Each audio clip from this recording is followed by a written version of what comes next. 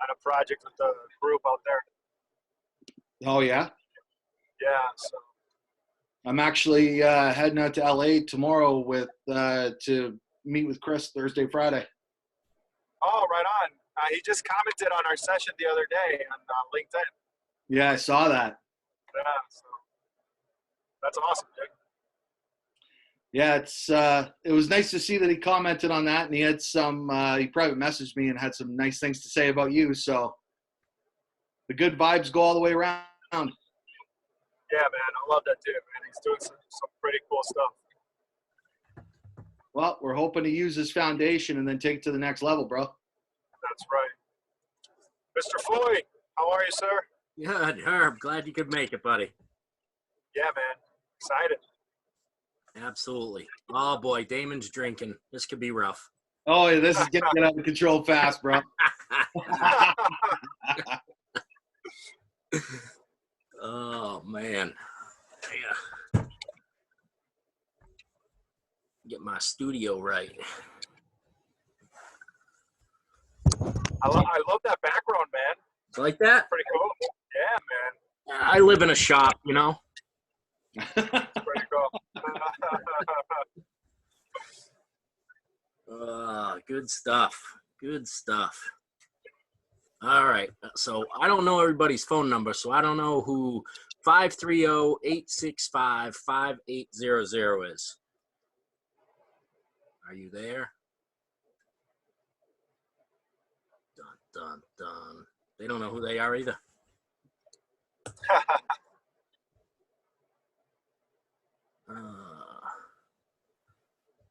What time is it? 3 minutes to game time, boys. Right on. All right. I'm going to run out and grab myself a water. I'll be right back. Yeah, never mind the water. We're going with the hard stuff tonight. How long are you going to be out here for, man? We're going to be in LA till Sunday, and then fly back. Be nice to get out of the snow. We had snow last night, so. Oh, yeah. Yeah, I don't miss that. Yeah, it was like a high of about 25 degrees today. Oh, that's cool. Yeah, it's it'd be nice to get out of it. It's going to be, 85, 90 degrees in LA, so I'm looking forward to it. Yeah, man. That's awful. Not ready for that. Oh, winter tire season is upon us. Dollar signs. Oh, alignments like crazy. Yeah. What are you doing alignments for, Damon? $149.95. That about what the average is up there? No, it's a little bit above the average. Yeah. Because we're not average. There you go. I like that. Mm-hmm. Well, we don't take what the market dictates. We dictate the market. Oh, I love it. I'm writing that down. You may steal that. It's not copyrighted, so you're good to go. Hey, if you're not careful with that, well, it depends how you measure it, but it's an ELR killer, man. No, we've got certain guys on it. So, I mean, our gross profit and our effective labor rate on it's good. We've got it set proper, and we've actually made deals with certain technicians to keep the hours that they're charging out versus the hours that we charge out on it to keep the LR high. Right on. Nice. What do you pay you guys on it? 8/10? No, actually out here we used to pay 1.5 hours, and we brought it down to 1.2, and our effective labor rate on it's about $134. Nice.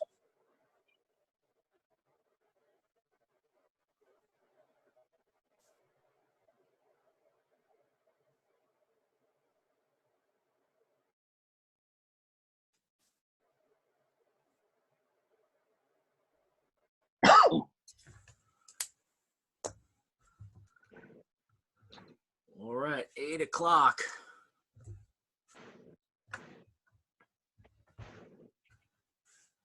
So I'll start us out here. We still got a bunch more people that are coming. Mike Vogel said he was going to be late, so we will start. Oh, man, half my shop's not there. All right. It is the November 5th edition of the Fixed Ops Mastermind. We have DamonEagon with us today. For those of you who do not know Damon, he has been dubbed the #1 service manager in Canada. He's the service manager of a Ford store, a very large Ford store in Western Canada. I believe it's maybe the largest Ford store in Western Canada. And Damon is going to enlighten us with his knowledge and insight tonight. Oh, sorry. That was the person who... That's Steve Nordby on the unknown phone number. Damon's going to enlighten us with his ways that he maximizes production in his shop, and a bunch of other cool things that he does. He does some very unconventional things inside the shop to generate excitement, generate a team atmosphere, and make some killer gross profit up there in Canada. Even for American dollars, it's big money. So with the normal start out is for wins for the week. Last couple of weeks, my win is easy. I moved stores, moved groups. I went from a home game of 12-minute ride to work to a little over an hour.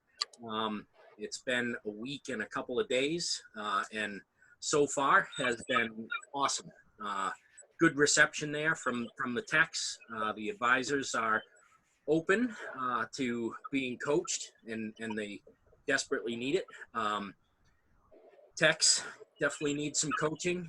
They needed the multi-point inspection every car, every time speech on day one there, because they were under the impression that if the car had been in the last couple weeks or month, that there was no point in doing one. So that's already been changed. We've never heard that before, Dave. Yeah, no kidding. No kidding. Well, and unfortunately, it was allowed by a predecessor, so they believed in that theory, but I do not believe in that theory. So that's been changed, and we got a lot of other good things coming. So that's my win for the week. If anybody else wants to hop in with a win, and if not, then we will jump right into Damon. Yeah, I'll share. I just started a new project in St. George, a six rooftop gig. It's going to take me probably 90 days or 120 days to complete. And, probably the biggest win right now is today. I'm 2 days into it. I just got done reading all their financials. So it took me 2 days to read 6 stores. So that's always that's fun. pretty good. Yeah. Good stuff. All right. Sorry, I gotta. It's tough being a movie star. I gotta adjust my lighting. All right. So here we go. It is November 5 edition of the Fixed Ops Mastermind. And Damon, the floor is yours, sir. Oh, thanks very much for having me, Dave. I really appreciate it. I mean, the conversations that you and I have on a constant basis, almost daily basis, really are inspiring. And the things that you're doing are absolutely fantastic. And I appreciate the platform that you're giving us here. Thank so you. I mean, really, let's dive right into it. The people that are on this call are here for a reason, because they don't subscribe to the theory of we've always done it that way. And I think that's kind of become the tagline at our store. We don't subscribe to that theory at all.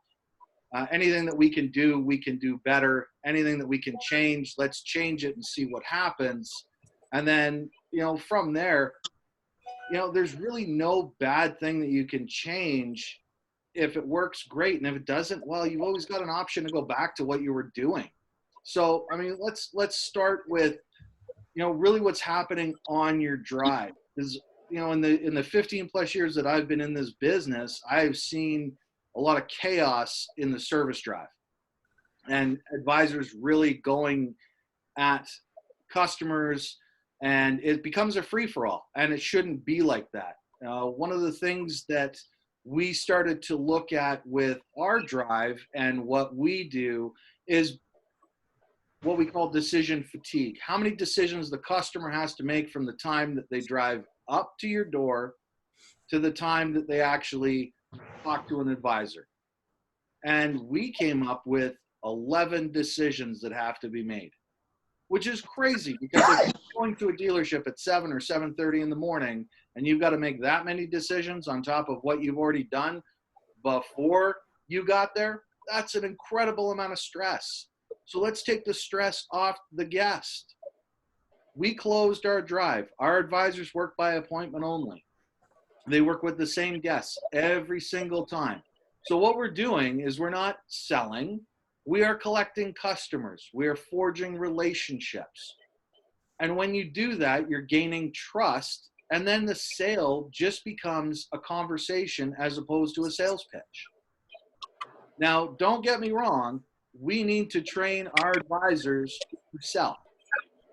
One of the big things I hear from a lot of different service managers across Canada and the US is the sales department gets all the training. They get all the good stuff. They get all the goodies.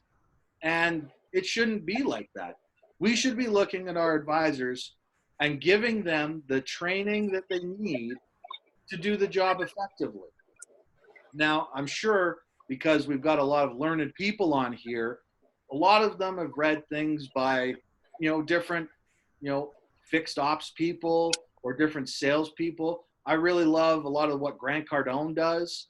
One of the things that all my service advisors have is Cardone's, closing, all those closing techniques, the closer survival guide, because those are things that you need to do to close a deal. You have to be a professional in this job, because really, how many jobs do you know of that don't require a prestige college education to make six-figure incomes? And really, that's what we want our people to do. I mean, all our advisors at my store are making 100,000 plus, and that's not just because of luck.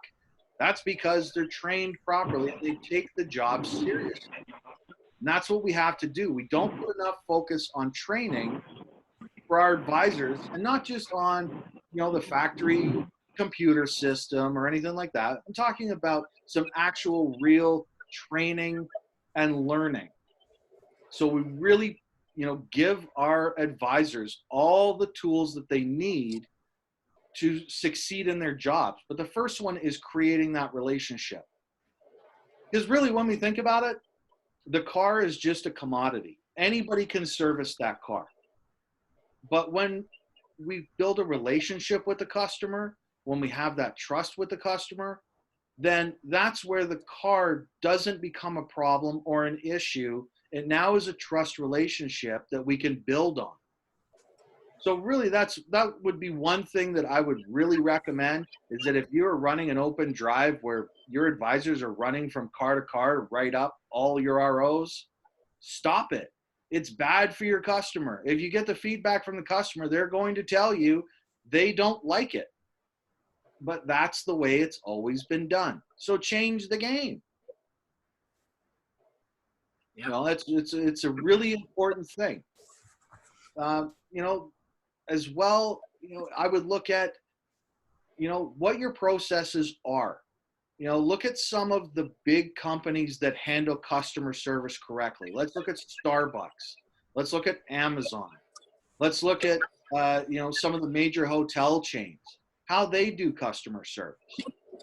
The manufacturers hammer into our heads that CSI and retention is the most important thing. And we all know that because a lot of us are bonused on CSI. So we practically beg our customers for a perfect survey. Guess what? That doesn't work. That is pandering. That is like a low form of prostitution. If it's pandering to get the perfect survey. It really is.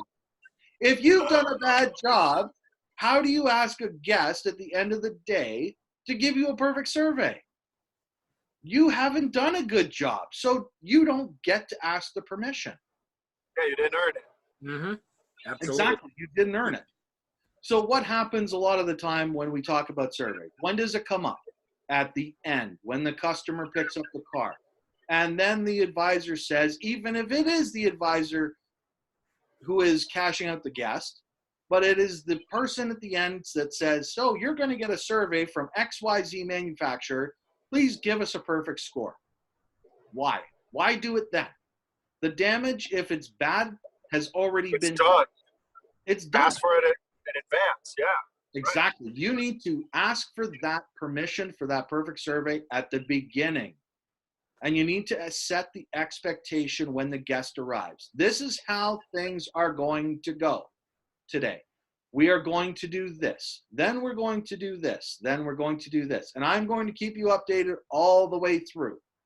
And when I've done everything I said I'm going to do, you are going to get this survey, and this is what you're going to do for me. It is a social contract. And people don't like to break social contracts, provided that the service that's been given has been exemplary. And we forget that because we do it at the end because we're so rushed, running around, doing all these things that we don't have to do. The store that I run is going to do $10 million in labor sales this year. So it's a huge operation. And my guys still have time to set the expectation in the morning when the customer drives in, follow up with them through the day, cash their customer out through at night, and then when they've exceeded all the expectations, they can reiterate about what they want as far as a survey score goes, if they've earned it. If they haven't done what they were supposed to do, they're not going to ask for a 5-star survey because they know they're not going to get it. Well, and when you do it in the beginning too, then the onus is on you as a service advisor, right? Like you've committed with that customer to, do certain things, and that expectation has been set. So now it's an easier flow, on your end. It absolutely is, Herb, and that's such a great point. And that goes back to what we were talking about of decision fatigue. The customer gets to your door. They don't know if you've got multiple doors. They don't know what door to go in. They don't know what advisor to see. They don't know if the advisor knows why they're there. They don't know how they're going to get to work. They don't know what they're going to come in for and how much it's going to cost. They've got all these decisions to make. So if you take all that off their plate, all of a sudden they're going to be a lot more receptive to what you say and how it's going to go because you now hold the control of the narrative. So it's your choice whether or not you're going to screw it up or not. Right. Really what it comes down to, and, I'm sure that there's a lot of either service managers or people that work in the fixed ops industry, and that is that we subscribe to the fact of the person that came before us trained us, and we learned from them, or our advisors, our new advisors, learned from the old advisors and learned all the bad habits. And it comes back to subscribing to the theory of we've always done it that way, so that's the way we're going to do it. People, I'm telling you, there is a better way to do this. I know Dave and I have had these conversations over and over again from when he was at his old store to his new store of how things were and how things should be. I mean, you look at any top-rate customer service-oriented industry, they are going to put the customer first on top of everything else. And that's what we have to do. People can go anywhere, but they chose us. They chose us. And they chose us for a reason. Maybe not just because we're the factory-trained technicians, but they like us. And we have to uphold that reputation. Now, another thing I want to touch on is just something that we were talking about previously before we started, and that is pricing. So I'm sure that there are a lot of people out here that will say, I've surveyed what the rest of my city, town, county, whatever is charging for XYZ, and I've got to be cheaper because that's going to bring people in. Guess what? It doesn't. At my store, We do not run specials. I do not send out coupons. I don't do anything like that. I have the highest door rate in the city. I charge the most, but that's okay. You don't have to be the lowest price. There are several aftermarket stores that will do a $15 oil change, that'll do a $25 oil change. Guess what? It doesn't matter. Because if price was the only thing, then everyone would go there, and it doesn't matter. And that's what's crazy to me, like that mindset, right? That, oh, I have to have the cheapest price or and I got, and not only that, but then I'm going to pay money to put that out into the marketplace instead of focusing on the processes and building value to a point where people are willing to pay more because the experience that they get there is worth it. You know what I mean? You're Like that to me is a better investment than spending all this money to push out pricing out into the market. Just I don't get that. There can only be one Walmart. There's only one Amazon. We all know this. So why compete to go to the bottom? We see it in new car sales now with margin compression. You know, the NADA just did a study that the average new car loses $600, and that's after holdback. So dealers are losing money to sell a car. So where's all their profitability coming from? The back end. So why give it away? This doesn't make any sense to me. It's crazy. I don't understand it. But yet we think that, oh, if we don't give out a coupon or we don't lower our prices, then people aren't going to come. Guess what? Doesn't matter. When I got to my store 3.5 years ago, first thing I did was raise the door rate and raise it by $45 to what it was. Doesn't matter. People are going to come because if you give exemplary service, they're going to come for the service. They're going to come for the convenience. They're going to come for all the things that you offer and you do, rather than going somewhere else where they don't know who they're going to see, what they're going to do, and how it's going to be handled. It doesn't make any sense to me. Yeah, and that's where the trust issue comes in, right? Is they're going to go to your place because they know when they go there that Damon is the one that's going to greet them, and they know that they've dealt with Damon the last 3 or 4 times, and that they can trust what Damon tells them. It's the same thing that has driven our customers to the aftermarket world for years, is they trust their local mechanic because Joe is talking to them face to face every time they go in there. So Joe is naturally more trustworthy than we are, even though Joe may not know how to actually fix a car. You make such a great point, Dave. So this is one of the things that my service advisors do. And in their speech, when they talk to a customer for the first time, it comes right out and they say, you have an appliance repair guy. You have a TV repair guy. You have an investment guy. Guess what? I'm going to be your car guy. So when you talk about me, you're going to say to your friends, family, whoever, I've got a guy and you need to go see him or her. And it's all about the process. You know, as managers, and especially managers with bigger stores, we let our assistants or drive managers take care of that and expect them to do what we want them to do. Guess what? They won't. They will go to the quickest and lowest common denominator to get that person out the door. I run a store. I've got 40 technicians, 50 bays. I don't even have an assistant service manager. Don't even have one. Don't need one. It's not needed. But we layer ourselves with all these people to hopefully transcend what we want to the rest of the staff. Guess what? It doesn't work. Recently, we put out a morale survey to our entire team. 1-question survey on a scale of 1 to 10. How do you think the morale is in this store? 1 being bad, 10 being good, and why do you think that? What I thought I was doing a good job at, guess what? My technicians and my staff didn't think I was doing a good job at it. What we thought we were doing bad at, we were actually doing good at. Go figure. If we don't know the pulse of what's going on in our stores one-to-one at ground level, then we are dead.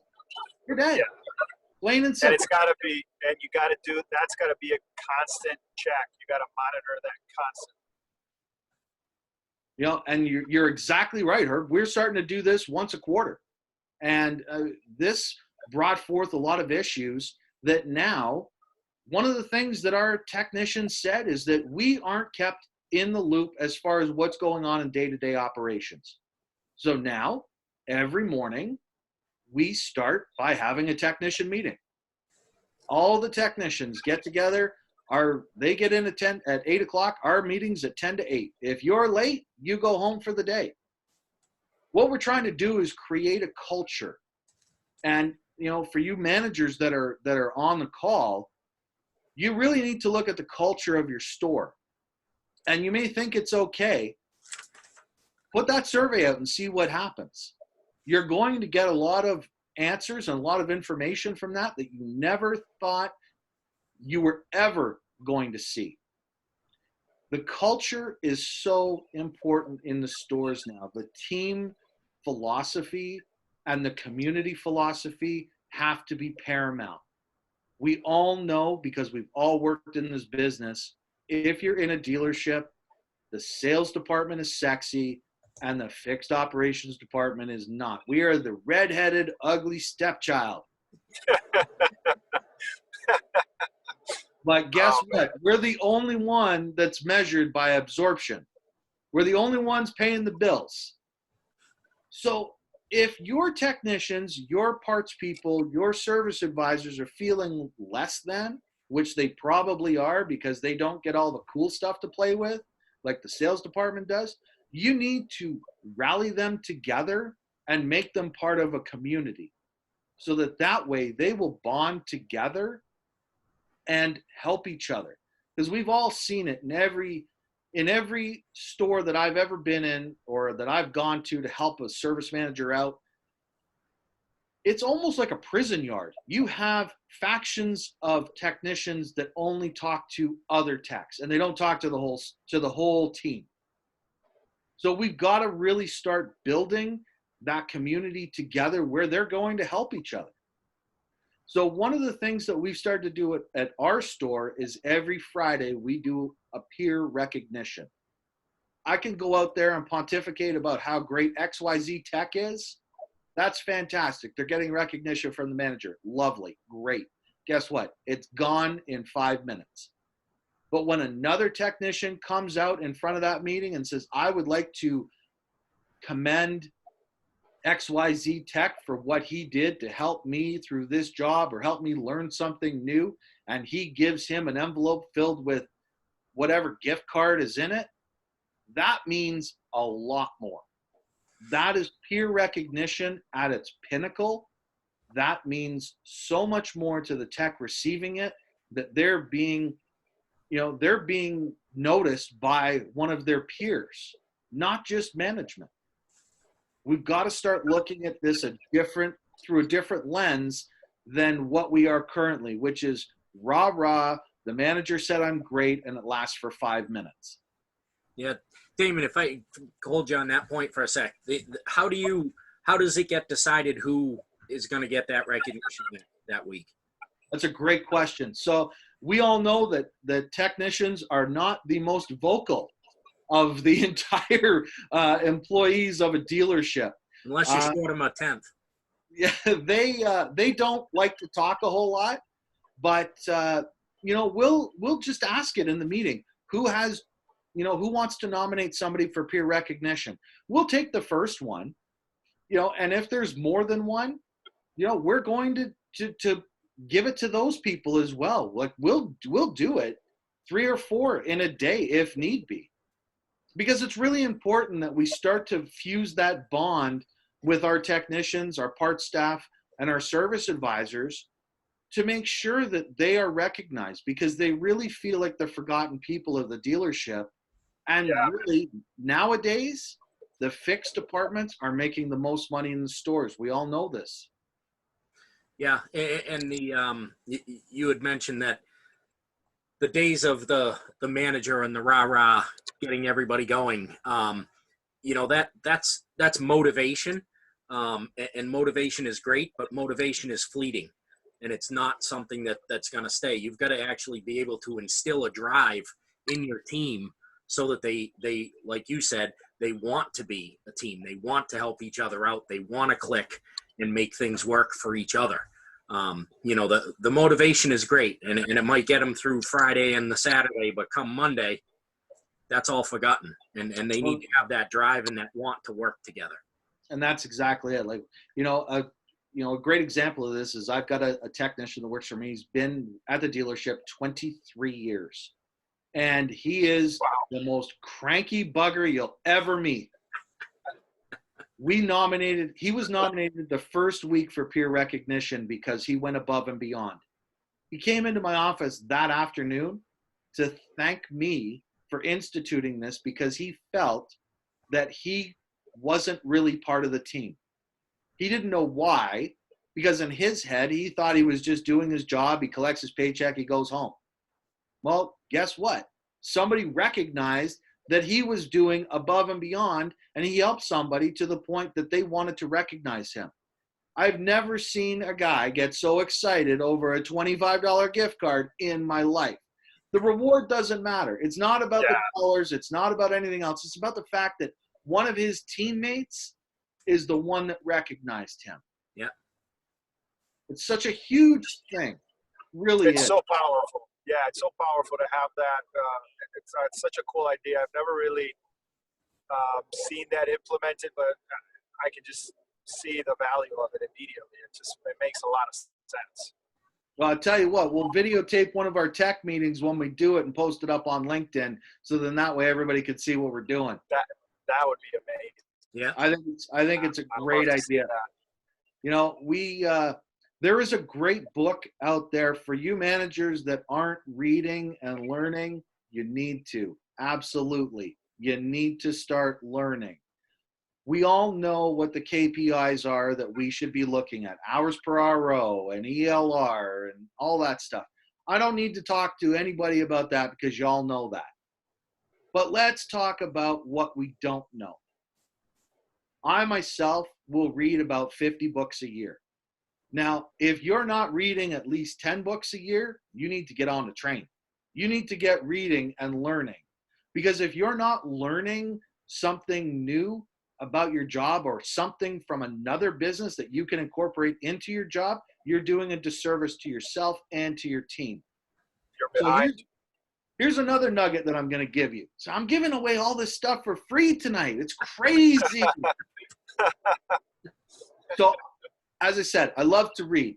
I love to read books, learn, and implement. So what we started at our place is an actual book club.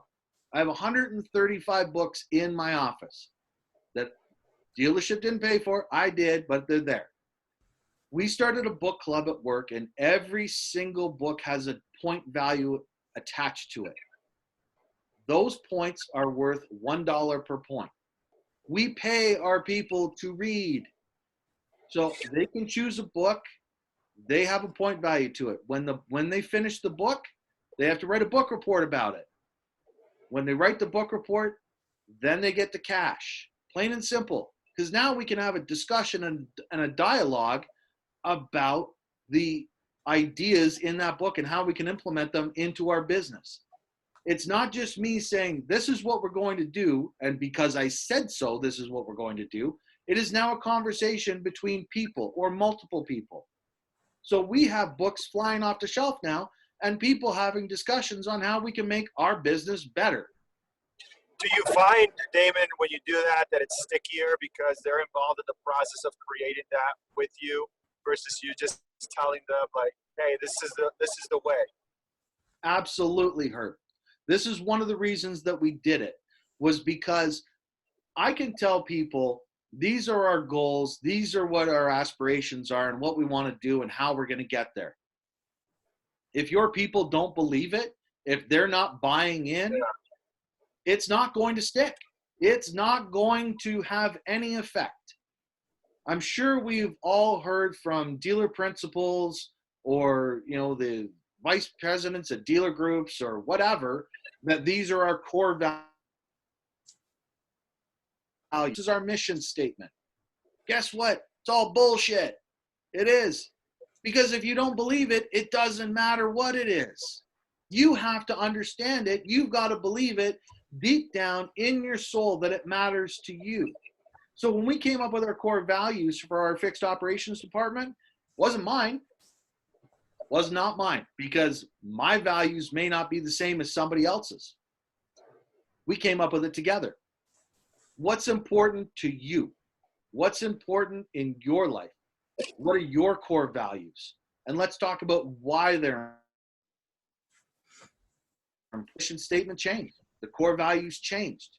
Now it's about honesty and integrity and trust, as opposed to the blah, blah, blah mission statement that the dealer principal or the dealer group gives us. Because really, we don't care about it. Has no bearing to us, no meaning. I had a tech meeting yesterday about integrity and honesty. And integrity of, like Dave, you said, you're having the problem right now of your technicians not doing multi-point inspections, even though the car was just there a week ago. Well, here's integrity. We inspected your car. We want it to be safe, because if it was my wife or my mom or my dad driving that car, I'd want it to be safe. And here's everything that we saw. And whether it was in 2 days, 2 weeks, 2 years ago, I'm going to give you a report on it, because that's what's important to us. Our integrity of our dealership is important to us. Right. That's how you win your people to get on your side. Yeah. We can't just pronounce that this is what we're going to do because I said so. And when we're managers, we get that superiority complex that everybody's got to listen to me because I'm the manager. Guess what? I don't know everything. It's okay to say you don't know everything, that I need some help, and I need some help from my team. Yeah. That's what's important. Yeah, you've got to have the buy-in of the team, or you're right, you'll get nowhere. For reading books, Jocko Willnick's Extreme Ownership and The Dichotomy of Leadership, his second book. Two incredible books on making sure that you have the buy-in of your team. And the other thing that you get as you start to do that is they'll start to give you ideas that you would have never thought of, and make the process so much better. I mean, it starts dialogue, Dave. Yeah, it's part of the whole point of doing this mastermind, right? Is because I can take my 30 plus years and go into the dealership and do the things that I do, and I can come here every couple weeks and talk to you guys and get some totally different, fresh ideas. I've got a whole page of notes already written from what you said, and don't be sending me an invoice for it either. No, this is all free. This is all free, because this is our community right now. The people that are on this call, and I see there's 10 participants on here. This is our community. This is us. This is what we get to do together. So we can share the ideas together. Now, I'm not saying I'm right 100%. And some people may be out there thinking right now, like, this guy is full of shit right now because I'm not doing any of this. You know what? That's okay. That's okay. If you take one thing away from this, say, you know what? I can use that in my business, right, and I can increase my hours per hour by a little bit, or I can increase my CSI by a little bit. Great. We have done jobs. I'm gonna be cliche a little bit, but dude, if you do what you've always done, and can you really expect to get different results? So the whole point is to get ideas and perspectives from others, and go to the dealership and put them to work and see if they work for you or not. I'm not saying that everything that you pick up is gonna work for you, but if you don't try it, then you don't know. You know what? That's such a great point, Herb. And while we're on that, I just want to talk about, a little problem that I'm having right now. So we've looked at our expenses. We know that the new car market has gone down. And in our market, it's gone down by 15% this year. That's huge because our business is built to scale. We need to sell X amount of units a month for us to make, what we need to make in the course of a month for the dealership to be profitable. We've gone down 15%. Margin compression is killer. So now we've cut some expenses. We have introduced now artificial intelligence into our service department for booking appointments and eliminated some positions. we've done it over the last 4 days. Has it been great? Absolutely not. Has there been problems? Yes. Is it going to work? 100%. We need to trust the process. All too often, we hear we can't afford it, we can't do this, we can't do that, we can't do this. Guess what? You can, you really can. We use artificial intelligence for booking appointments, for making those follow-up calls on declined work, for follow-up emails for next appointment, for first appointment. There are so many opportunities out there that we don't look at that we need to start looking at in the fixed operations department to get those people back. I don't know what it's like in the US, but in Canada, we're looking at retention being our #1 priority this year. Going into 2020, retention is #1. We're seeing more and more people defect to the aftermarkets and the independents. So the manufacturers want retention. How are you going to What is retain the them? Yes. what is your benchmark? I'm just curious. Like, what do you consider a good retention number? 80%. Like what do you look at? Okay, that's a great question. So our manufacturer, they want in the 1 to 3 years. They're low. They're saying 70% in the 1 to 3 years, 40% in the 4 to 7 years, and 30% 7+. Well, we're rocking it out at 47% in the 7+. Wow. So this is the next question I get is, well, come on, there's no way that you're doing that. So how are you doing it? So I don't know about the rest of you, but how much are you spending on your marketing budgets? Because the dealership won't spend any money. I remember when I got to my dealership 3.5 years ago, they said, hey, if you're going to send the promo marketing out from the manufacturer, make sure you only send the emails out because they're free. Right. And it's usually, here's your crappy coupon from the manufacturer, come and get it. Stopped it completely. Here's 20,000 for the front of the house. We gotta move that new unit. Yeah, exactly. Because you got to sell that new F-150 or that new Silverado, but fixed operations. Yeah, you get the $10 off an oil change coupon. Like, it's ridiculous. It's absolutely ridiculous. So one of the things that we've done here, and again, I'm giving away all my secrets here, but I hope somebody uses them. And if you want to see how it works, you can either DM me on Instagram or Facebook or LinkedIn, message me, and I'll give you all this stuff for free. We are the only manufacturer in our city right now that is doing how-to YouTube videos. And Herb, I know you checked them out. Yeah, I know you I saw did. them. Very good. Man, I can't tell you how valuable that is. Not only is it good for the customers, it boosts your SEO on your website. It creates a value added to the customer where the customer feels indebted to you because you're providing way above what their expectations are. Yep. So it's just a benefit all the way around. It just makes sense. Plus, look what we're doing right now. I mean, we're in a digital world, man. I mean, everybody's doing video. We're posting videos. We're consuming information via videos. It's just smart. Well, and that's what we looked at, Herb, was that, we're looking at, so 80% of people that use YouTube are searching how-to videos. That's what they're looking for. And yet we've got the shade tree mechanic telling us how to change an air filter. Or we've got, XYZ Billy Bob in the backwoods showing us how to, change windshield wipers. But the dealer isn't doing it. So we created a whole library of 1.5 to 2 minute videos on how to.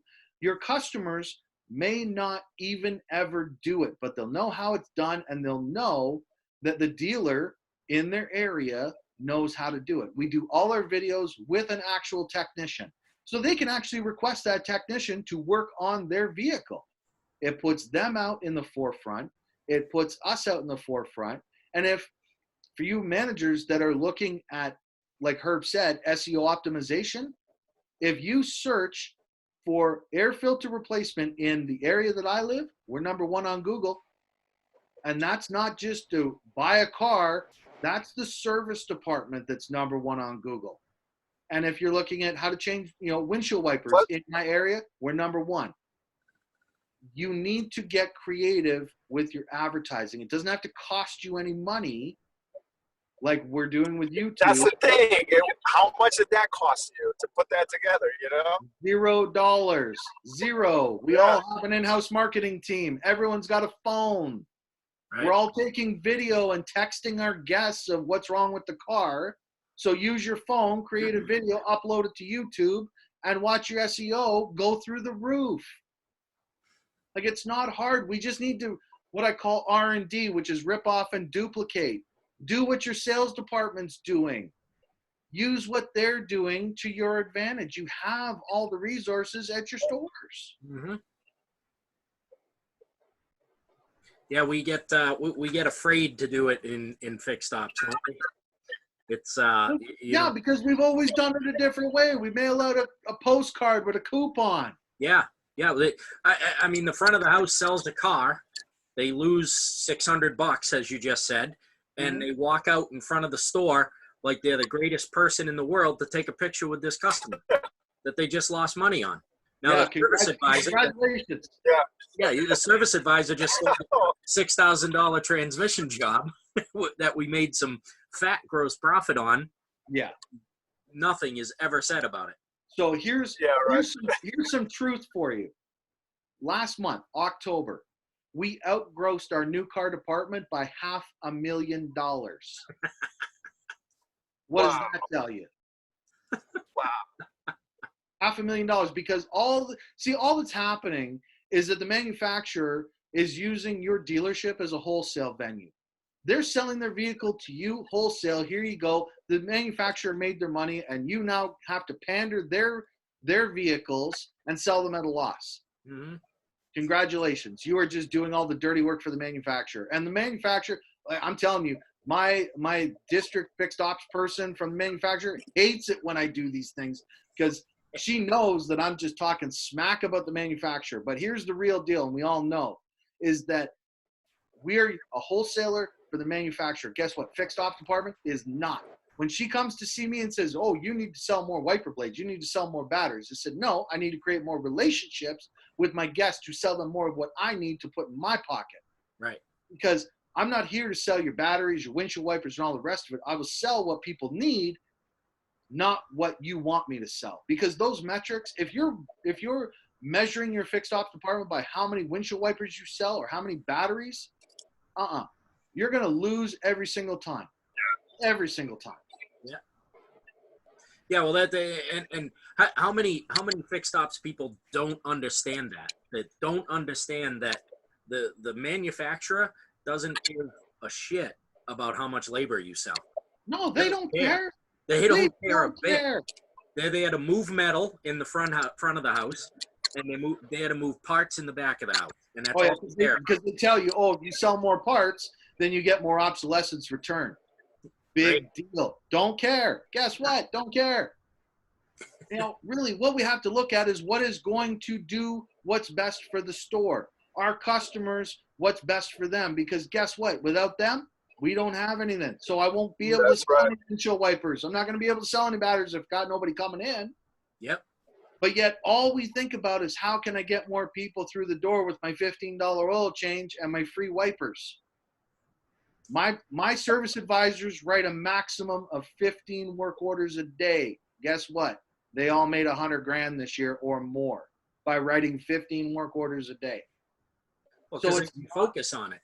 Well, and that's what we think. We need more traffic. We need more traffic coming in. We need more and more and more.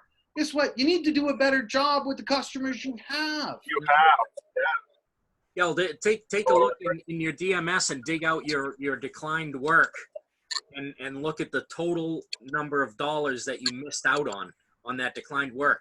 And you'll fall over. If you've never looked at that number, you will fall over at the amount of money that drives out that door that was not taken advantage of. Dave, think about the retention, right? Because obviously, eventually, those customers are going to get that done somewhere else. Mm-hmm. And then what? Now they have the attention from somebody else. Right. They're just primed to be picked up. Absolutely. So here's one thing my coach tells me, and by the way, here's another aside and another nugget, is that for you managers out there that don't have any type of coach or mentor in your life, you need to get one, because this is how you get better. You don't know everything, just like I don't know everything, just like Dave doesn't know everything. If you don't have a coach or a mentor, you need one. My coach says to me, if somebody comes in and they need brakes and you tell them you need brakes and they don't buy them, guess what? They're buying them somewhere else, and not because of price, but because they don't trust you. That is the key. They don't trust you. Price is not the problem. And if you think price is your problem, you got bigger issues. You have to have the trust. Absolutely, first and foremost, you have to have the trust of the customer. Mm-hmm. Absolutely. There's no doubt on that. There's I can't tell you who it is that said that, but that said people buy from someone they know, like, and trust. Some guru out there said that, and they're absolutely right. The trust factor is giant, and is never given the proper respect from us as the industry that it should get. We're always, as you pointed out, Damon, we're always looking at price. Everything's price. Well, how many times have we had advisors in the drive trying to sell something or trying to give a list to a customer of things that are needed, and they only hit on 2 or 3 things? Right. We condition our advisors to say, well, let's break this down because we don't want to hit them with too big an estimate and too big a thing. Guess what? The reason that we do that is because we're thinking with our own wallets and not theirs. I just had this conversation with one of the advisors there today. Right. And it's so true. We see it all the time because we condition our advisors that way. So I've always method as you're punching the customer in the face every time you say, oh, and this is going to cost this, and this is going to cost this, and this is going to cost that. It's like, dude, it's not fair to the customer. Tell the customer what they need. Just give them the estimate. You know what I mean? Well, I mean, what does the sales department always talk about in every ad? Here's our upfront pricing, and there's no hidden fees, and there's no this, and there's no that. But yet, we put everything behind the Oz curtain. That's what we do. Right. We don't want you to see anything that's going on behind here. We're just going to tell you a little bit of what's going on, and maybe you're too dumb to figure it out. Well, guess what? You're doing a disservice to your customer. There's all kinds of companies out there right now want you to take video of the car. We're going through it with the customer, text it to them, do this, do that because of transparency. And then we go to give them the estimate, and we give them a quarter of it because we feel bad. Guess what? I didn't break the car. I didn't drive the car. I did not service the car. Mm-hmm. I didn't do any of this, so why am I thinking with my wallet? It's right. ridiculous. Yeah, and that only what they think is helping the customer is only breaking that trust down further. 100%. 100%. Because how many times have we heard or gotten a call from a customer saying, after I left your shop, I went to XYZ place and they said you're full of shit. Mm-hmm. Yeah. And you didn't catch this, and you didn't catch that, and you didn't catch this. Yeah, I had a discussion with one of my techs yesterday because I was walking through the shop, and as I was walking through the shop, he was doing a good thing. He was helping one of the express kids check over a car so nothing was missed. But as I walked by, I heard him say, "Yeah, looks like the front brakes are at 5 millimeters," and so I stopped. And then he walked to the back and he says, "Yeah, and the rears are a 6." This is what he had in his hands. Nothing. And I'm like, "Do either of you have a brake measurement tool?" And he goes, "No." Oh yeah, and how many times have you heard this from a tech? If you're not paying me to do the multi-point inspection, I'm not doing it. Yeah. Right? So I had when I got to my store 3.5 years ago, the only people that were doing multi-point inspections were the express lube guys. They were the only ones because you know what? The licensed technicians, they were too busy because they were on flat rate. Mm-hmm. And I instituted every car gets a multi-point inspection, every single car. So, of course, what did they do? They pushed back with pencil whipping inspections. Right. Until we started re-racking cars. Well. Nobody wanted to be called to the carpet when the shop foreman put their car up on the rack and said, so explain to me how the brakes grew from the last inspection to this one. Nobody wanted to have that discussion. So go figure. All of a sudden, inspections started to get done and get done properly. Yeah. We have to get out of the mold of letting the inmates run the asylum and this old age thinking of how things used to be. Everybody's got a phone. You can go on Facebook, YouTube, whatever. Somebody's catching somebody doing something wrong. Mm-hmm. You know, nobody wants to be the focus of that news, report of where they go undercover to the dastardly auto repair shop and see how they're getting ripped off. Be transparent with your customers. We've all invested money into our departments to show with video and pictures and texting of everything that's going on with the vehicle. Mm-hmm. So why not be transparent with your pricing and what's really wrong and what can wait? But we don't do that because we're afraid. And we're afraid because we don't know how to sell. We don't know how to do it. We don't get enough training on how to do it. We're not confident in doing it, and we're not professional. Take your job, your career, and make yourself a professional. That's all it becomes. Yeah. That's one of the things that I talk about in interviews with people is I want to know whether this person sitting in front of me, are you looking for a job or are you looking for a career?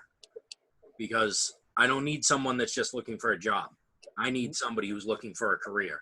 And whether it's technician, whether it's porter, whether it's advisor, if you're somebody who is in this industry as a career, then you're going to believe in it more. You're going to be willing to put in that effort. You're going to be willing to get the training that both we're providing and that you can go out and get on your own to make yourself better. And it doesn't mean that the person that I'm hiring for a porter, wants to be a porter 30 years from now, but maybe that person aspires to work in the shop or work as an advisor, and you can now grow your team from within. So that's their career, but you need to be able to know that they want a career and be able to have the confidence in your store, your group, that you can grow from within. That's such a big thing, Dave, and I hear that from service managers all over the U.S., not so much in Canada, but more so in the U.S., and that is we have a hard time finding technicians and finding qualified people. Now, tell me if this rings true at all. When you are looking for a service advisor, here's the ad that usually goes out. Wanted, service advisor, must have previous experience, must have Reynolds & Reynolds or CDK experience, and bring your numbers. Guess what? Doesn't work because they're already got bad habits. I don't want those people. All the people I have in my drive, they have no experience in the automotive industry. None of them. I have no technicians on the drive. I have none of that. I got people that don't even know how to put oil in a car or windshield washer fluid. Guess what? I'm one of them. I don't even put my own gas in my car because I don't know really how to do it. Don't care. I don't care because all that does is muddy the waters. That's all it does.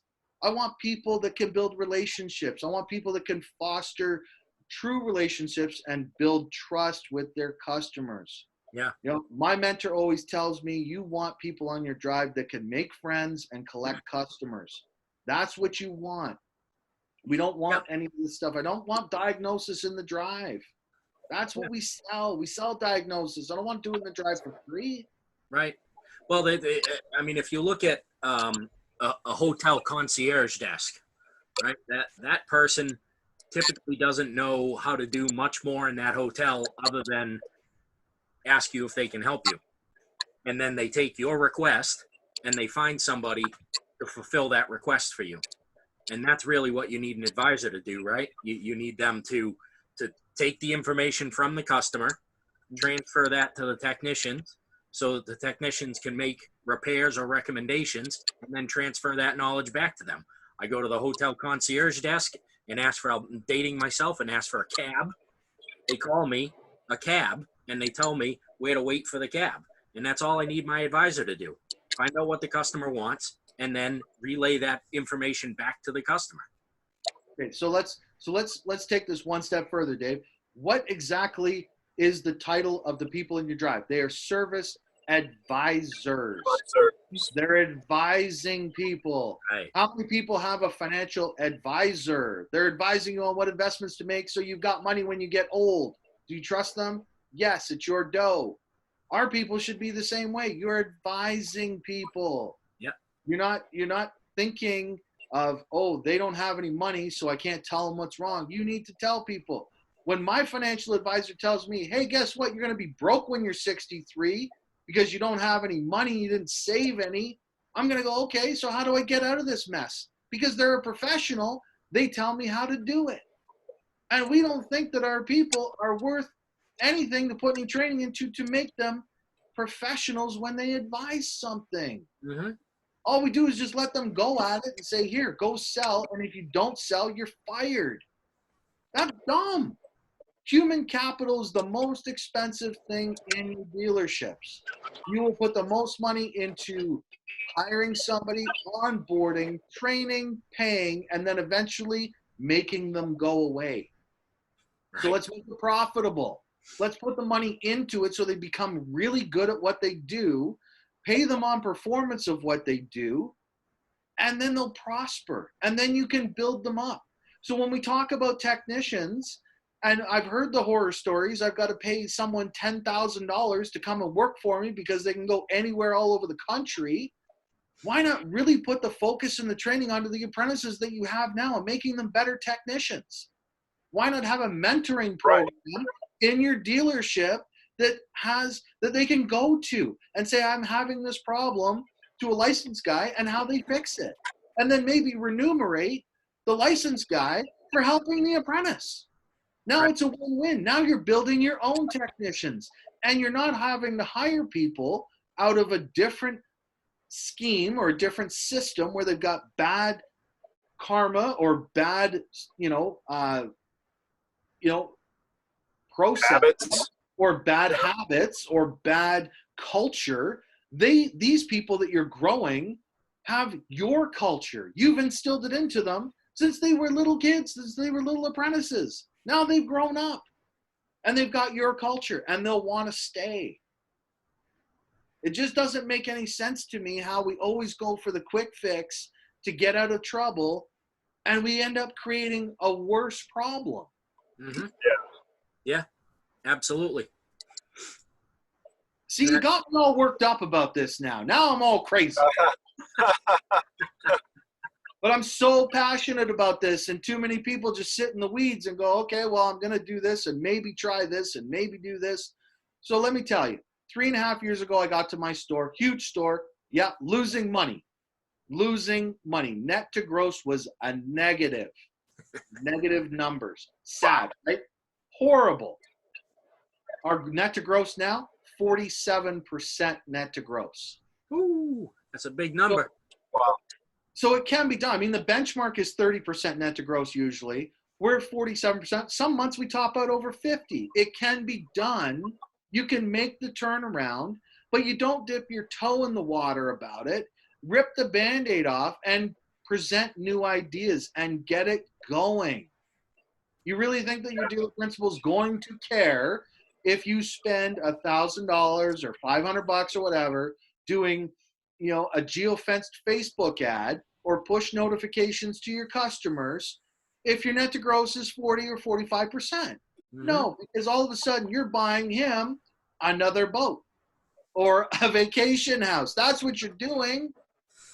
So you're not going to have pushback, but all of a sudden the fixed ops people want money. They never ask for money. They never want anything. They just fix the car. So we're not giving them anything. Guess what? We're not mushrooms. We're not kept in the dark and fed shit. There, my rant's over now. My rant's over.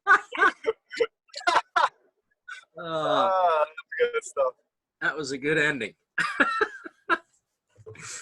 Oh, man. Damon, thank you so much. Oh, thank you. Um, Yeah, now I'm drinking the wine now, so we're good. All right. yeah, you got to calm My yourself rant down. is over. That was good stuff. A lot of good stuff in there tonight. Anybody, except for Herb and Damon, everybody's been pretty quiet. Yeah, 'Cause I didn't let anybody talk. yeah, I know. Anybody, Abel, Steve? Okay, Abel, I just accepted your friend request on Facebook, so if you need anything, you can get me at any time. I'll send you my phone number. You can call me directly. There you go. Thank you, sir. Thank you.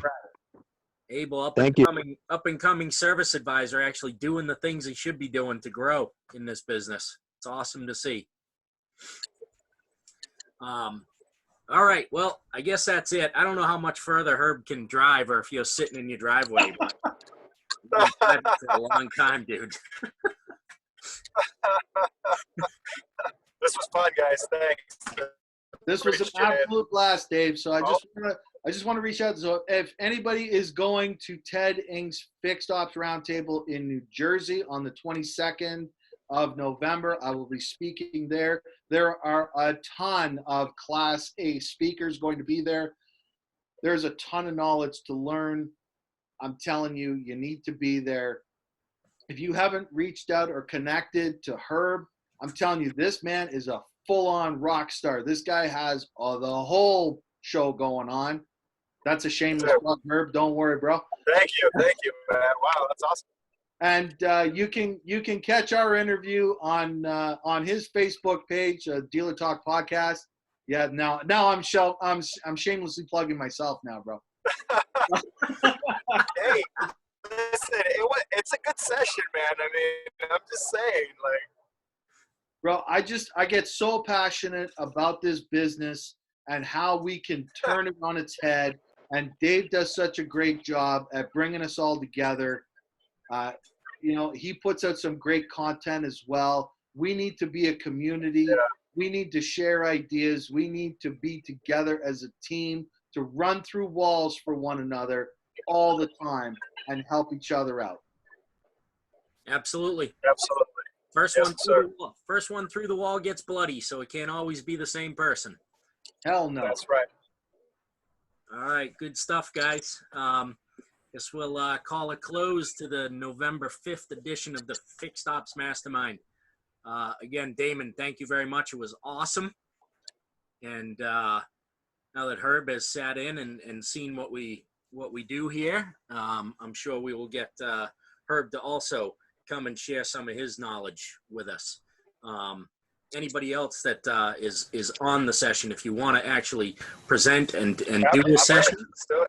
yeah, let me know. Shoot me a message on LinkedIn or an email, whatever. Contact me however you need to, and we'll make that happen. This is all about us growing and learning new things, and every one of us, 4 minutes, 40 years in the business, we all have something that the other person doesn't know. The collective mind is amazing, and right. work here every week. So I appreciate everybody showing up, participating, and another couple weeks, we'll be back here. And November 22nd is Ted Ing's Fixed Ops Roundtable. Fixed Ops Roundtable NJ. It's in NewJersey.com. FixedOpsRoundtableNJ.com is where you can buy tickets. It's a whole $199 to get in a room with 100 powerhouse people. Mr. Beans is there. Mr. Benstock is there. Obviously, Damon will be there. You'll be there too, Davey. I will be there also. I'm the co-MC for the event. So just some unbelievable knowledge to be had there. And a great networking event to meet some people that you know from LinkedIn, get to meet them in person and form some new relationships in this world. So anyways, that's it. That's all I got, guys. Everyone have a great night, and let's kill November, shall we? Absolutely. Gonna go crush that. There you go. Go make some friends. If you're an advisor, go make some new friends. That's right. Collect them up. All right. All right, guys. Have a good night. All right. Take care. See ya.